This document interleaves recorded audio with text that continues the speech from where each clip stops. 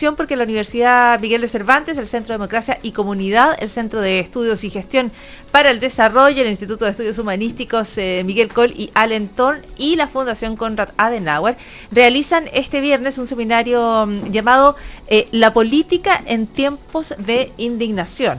Y uno de sus principales expositores es Daniel Innerarity, que es doctor en filosofía y director del Instituto de Gobernanza Democrática de la Universidad del País Vasco, y él está esta tarde en Radio Cooperativa. ¿Cómo estás, Daniel? Buenas tardes. Muy bien, encantado de estar aquí, muchas gracias. Buenas tardes. Bueno, política e indignación. Ya vamos a hablar de lo que está ocurriendo también en España, pero tú has tomado un poco el pulso de lo que está ocurriendo en Chile, particularmente de esta última denuncia que conocíamos de casos de colusión que involucran a importantes empresas, a papeleras, ahora a supermercados, donde el principal afectado es el consumidor, son las personas, son los electores en último término.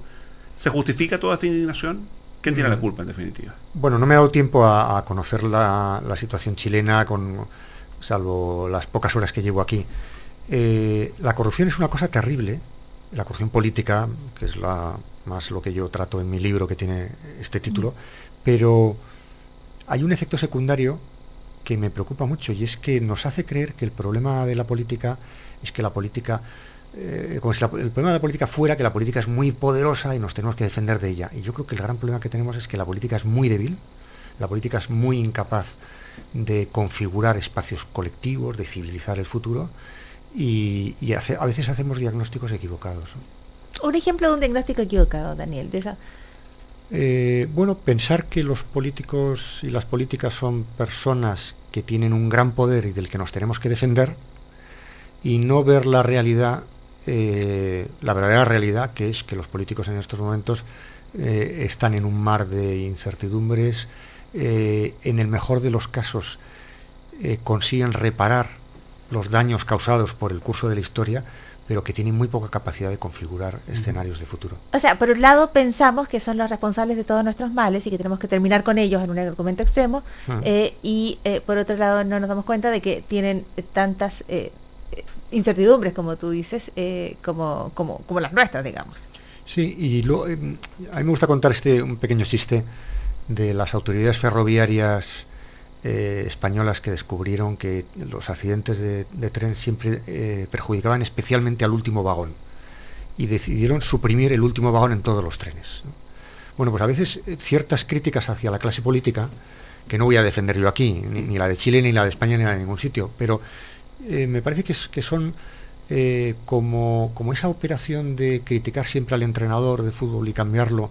Bueno, los políticos están ahí para que no estemos nosotros o porque no estamos nosotros, pero alguien tiene que haber en la política, y sobre todo hay mucha gente muy interesada en que la política sea irrelevante, en que la política sea algo perfectamente prescindible. Por cierto, algunos de nuestros políticos contribuyen notablemente a eso, ¿no? Y eso es lo que a mí me preocupa, porque creo que la política es una actividad de la que dependen los intereses de aquella gente que no tiene fuerza, que no tiene poder, que no tiene dinero, que no tiene celebridad, y cuya única esperanza es que la política funcione bien. Bueno, pero Daniel, ante la supuesta inoperancia, efectiva o no, de que los políticos solucionen los problemas concretos de la gente, hay quienes sostienen que ante este desprestigio de la política surge el riesgo de populismos. Sí. Que hemos tenido en algunos casos muy presentes aquí en América Latina y también en otras latitudes. Sí, ¿existe riesgo? Sí, y en Europa también. En Europa prácticamente no hay país donde no haya movimientos populistas o donde no se hayan hecho, haya habido dimensiones de populismo en los partidos tradicionales, ¿no? Y el populismo se practica con gran impunidad. Evidentemente asistimos a lo que a mí me gusta llamar un divorcio entre las razones técnicas y las razones populistas. Y hay gente que gestiona muy bien el principio de realidad y lo que hay que hacer y lo que debe hacerse, pero no tiene ninguna simpatía, digamos, hacia los criterios de legitimidad y de aceptación popular.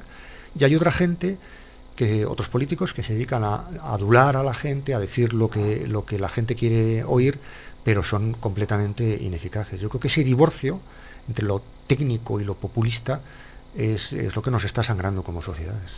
Daniel Innerarity, tú planteas que acabas de decir que los políticos deberían estar, la política debería estar, entiendo yo, en un mundo ideal, para representar a quienes tienen menos poder, ¿no? Esa sería la lógica de los representantes políticos, ¿no? Bueno, debería representar a todos, pero Ya. de manera muy especial a aquellos que no tienen otro cauce para hacer valer sus Claro, intereses. quienes más ¿no? lo necesitan son aquellos que Sí. no tienen otra Es decir, manera. el poder económico no necesita que la política haga valer sus intereses, o el poder mediático, porque ya tienen sus cauces, ¿no? Porque Pero hay existe. otros muchos intereses que o los defiende la política o no los defiende nadie. Ya, y entonces, ¿qué pasa cuando la política es cooptada por el poder económico? Nosotros en Chile estamos viendo casos donde empezamos a ver cómo el financiamiento de partidos de todo tono político venía, por ejemplo, de una empresa que tenía obvios intereses financieros y de todo tipo. He oído ese caso, sí. Que es el caso Sokimich. Por lo Sí. tanto, lo que allí se genera es la subversión de lo que tú estás planteando, ¿no? Totalmente, Es la- totalmente. Pero eso es una demostración de que la política es débil. Débil frente, en este caso, al poder del dinero, que es capaz de comprarla, ¿no? Es decir, tenemos que buscar procedimientos para que la política tenga capacidad de hacer frente a esa tentación de ceder ante los intereses de los lobbies, de las presiones. ¿Y ese es el financiamiento estatal, perdón? Ese es el financiamiento estatal a la política, que en Chile se discute mucho porque ¿cómo logras convencer al contribuyente, al ciudadano, de que Ya. ponga él el dinero para políticos que siente no lo están representando, sino que están representando a los poderosos? Sí, bueno, eso depende de cada país. Yo creo que en Chile, como en España, no tenemos la tradición de los Estados Unidos, de partidos financiados por la gente de manera populista, de manera popular, y más bien son partidos que dependen del erario público, ¿no? Todo tiene sus ventajas y sus inconvenientes, pero a mí me parece mejor este sistema cuando no hay una cultura pública de financiación popular de los partidos. Perdón, ¿cuál sistema te parece mejor? Este que tenemos me parece que es mejor que el sistema norteamericano. O sea, que no haya un financiamiento público. No, que haya una financiación pública. Claro, ya, porque sí. el americano es el que se dice, además está totalmente cooptado, pero además las campañas son carísimas. Exactamente. Entonces, ¿no? ¿tú Y crees? además decide mucho el dinero, ahí decide abiertamente el dinero, ¿no? Entonces tú estás por financiamiento público para la política. Sí, yo creo que es mejor eso, aunque entiendo que tiene problemas que la gente siente como problemas de legitimidad, ¿no? Ahora, tú has estado trabajando también en cómo se viene la política de aquí a, no sé, el próximo siglo. Sí. Y planteas que la política podría llegar a ser muy distinta a lo que hemos tenido hoy día. Que Sí. posiblemente los partidos políticos, tal como hoy día los conocemos, no van a seguir existiendo. ¿Cómo es eso? Bueno, yo creo que el panorama en el que estamos se podría describir de la siguiente manera. El mundo económico, el mundo cultural, el mundo de los medios de comunicación ha evolucionado a una gran velocidad, está siendo protagonista de su propia historia, y el mundo de la política, que es un mundo lento, muy conservador, está atado, vinculado a conceptos que proceden de sociedades que tienen muy poco que ver con las sociedades en las que vivimos ahora.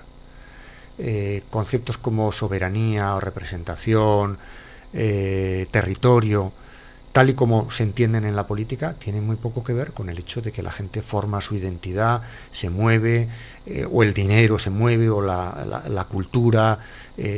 Entonces, ese desajuste está convirtiendo a la política en un anacronismo, es decir, en algo que realmente es un pequeño adorno que no nos termina de molestar demasiado como para quitarlo, pero que desde luego no incomoda a ninguno de los poderes fácticos que hay en la sociedad. Esa es la política partidaria, digamos, la de los partidos tradicionales. Sí, la política, los partidos tradicionales y también de algunos movimientos sociales. Claro, porque ¿qué pasa con estos movimientos sociales, con Podemos en España, por ejemplo, o algunos que tenemos también acá en Chile? Porque, claro, han surgido algunos movimientos diferentes a los movimientos que ya llevan décadas siendo oposición o gobierno, sí. y movimientos ciudadanos que, sin llamarse incluso partidos políticos, están tomando cierta fuerza. Sí, todavía, por lo menos en España, todavía estamos lejos de poder afirmar que eso haya tenido un efecto radicalmente positivo. Es decir, yo creo que el movimiento de la indignación fue un movimiento muy interesante, un movimiento que, como se suele decir, si no hubiera existido teníamos que haberlo inventado, porque ha sido un revulsivo para las prácticas políticas, pero mi preocupación y la preocupación en este libro es cómo conseguir que eso no se quede en un desahogo improductivo, sino que produzca una transformación efectiva de nuestros sistemas políticos y de nuestras democracias. Eso todavía está por ver. Y en estos momentos lo que yo advierto como espectador, como filósofo que analiza ese asunto, es que hay mucha contradicción entre lo que es la lógica de un movimiento social y la lógica de un partido político. En España, concretamente, en la transformación del 15M hacia un partido político, hemos asistido a muchas de esas contradicciones, que además lo digo sin ánimo de crítica, porque me parece lógico. Cuando uno cambia de regentar una peluquería a fabricar pan, pues lógicamente habrá contradicciones y uno tiene que adaptarse. El movimiento social, dicho así de una manera un poco genérica, los movimientos sociales están fundamentalmente contra algo, movilizan, cuestionan las agendas existentes, pero no están para proponer soluciones. A nadie le pide a un movimiento social un plan de viabilidad económica de lo que propone. Pero cuando uno está en un partido político, tiene unas responsabilidades que son muy distintas, tiene que tener unos programas, tiene que tener un procedimiento de selección de líderes políticos, etcétera, ¿no? En ese tránsito se producen muchas contradicciones que a mí, desde el punto de vista de la filosofía política, me han resultado muy interesantes para ilustrar que son dos mundos distintos y que hay que saber diferenciar, ¿no? ¿Y podrías mencionar alguna de esas contradicciones? Sí, por ejemplo, en el caso de Podemos, es un partido que se presenta a sí mismo como a partir de un reclutamiento de las redes sociales, es decir, sin límites fijos, sin pertenencia fija, sin una cuota, sin una inscripción. Aquí puede venir cualquiera, ¿no? Que es la lógica de las redes sociales, ¿no? Cualquiera entra y son sale. Son abiertos, son líquidos. Exactamente, esa liquidez. Pero en el momento en el que tiene, por ejemplo, que hacer una lista, acabamos de pasar unas elecciones en España, una lista en el que previsiblemente va a haber 60 o 70 diputados, esa lista se decide de una manera absolutamente centralista, de arriba abajo, con una verticalidad absoluta y generando además muchísimos conflictos internos, ¿no? No, repito, no me escandalizan, me parece de lo más normal esa confrontación entre dos lógicas. En tu mirada, ¿el futuro entonces de la política está en la renovación de los partidos tradicionales o en el surgimiento de nuevas estructuras partidarias a partir de movimientos sociales? Es que no son dos cosas contradictorias.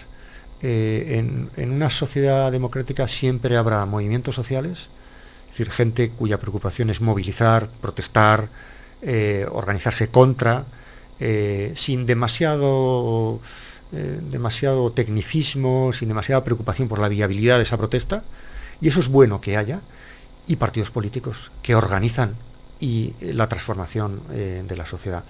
Y esas dos instancias se van a llevar siempre mal, porque tienen dos perspectivas sobre la realidad muy distintas. Uno controla la agenda, como son los partidos políticos, con una agenda a veces muy estrecha, y otros, como los movimientos sociales, desbaratan esas agendas oficiales, llaman la atención sobre problemas inadvertidos.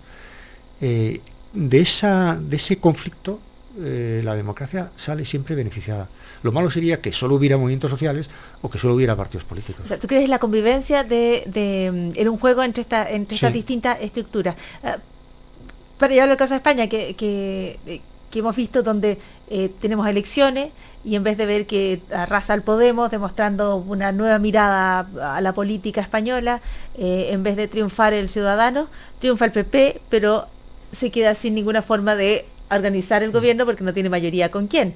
Se podría haber alineado con el Partido Socialista Obrero Español en la lógica de que ambos son tradicionales, se podría haber alineado con los Ciudadanos en la lógica de que ambos son liberales, y no encontrar acomodo con ninguno.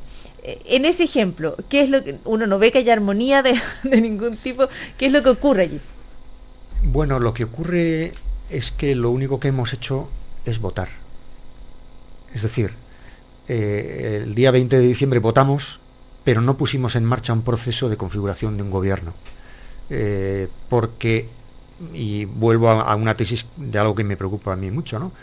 Que es, los ciudadanos tenemos capacidad de irrupción en la vida política a través de la protesta y a través del voto, pero la política tiene una incapacidad crónica de transformar esa irrupción cívica en formas de gobierno, en este caso estables, en fin, duraderas, con ambiciones, en el caso de España con ambición de transformación constitucional, que es una exigencia muy compartida, pero para la cual se requiere grandes acuerdos, y en un espacio fragmentado eso va a ser muy difícil. Seguramente vamos a la repetición de elecciones, es lo más probable, que haya repetición de elecciones, y no creo que la foto varíe sustancialmente. Con lo cual, me parece que hay algo que a mí como ciudadano me me inquieta especialmente, ¿no? Que es la idea subyacente a todo esto de que nos hemos equivocado. Los electores nos hemos equivocado y ahora nos van a dar una segunda oportunidad, ¿no? Y yo creo que no nos hemos equivocado. Yo creo que la sociedad es más plural de lo que nos habíamos acostumbrado y el sistema político español tiene grandes dificultades de articular a más jugadores, a más elementos de lo que ha venido siendo hasta ahora, ¿no? Así es. Bueno, la política en tiempos de indignación es parte de lo que mañana en este seminario van a estar exponiendo Daniel Innerarity, que nos ha acompañado esta tarde en Cooperativa. Me quedo con una pregunta. Sí, por lo tanto, para ti el futuro, y esto me parece interesante porque se parece un poco a Chile, para ti el futuro no es bipartidista. Para ti el futuro político en un país como España sería incorporar todos estos movimientos en distintos partidos políticos. Tu respuesta es más variedad, más partidos, no menos partidos. Más partidos, sí. Yo creo que el bipartidismo ha sido una ilusión óptica, es decir, ha sido una coyuntura, ha sido una coincidencia, gracias a que Aznar en un momento determinado consiguió unificar a toda la derecha y a que en la izquierda no ha habido un partido a la izquierda de los socialistas que tuviera un poco más de sex appeal, que Izquierda Unida, que ha sido un partido bastante tradicional. Y creo que el panorama que tenemos ahora es más real, se refleja mejor el pluralismo de la sociedad española con el actual Parlamento que con el Parlamento anterior. Eso me parece interesante y me parece interesante para Chile también, donde hemos tenido de alguna manera un bipartidismo durante mucho tiempo. Muchísimas gracias Daniel Innerarity. Gracias a vosotros. El doctor en Filosofía y profesor de la Escuela de Gobierno del País Vasco, del Instituto de Gobernanza del País Vasco, va a estar entonces en este seminario el viernes. Buenas tardes.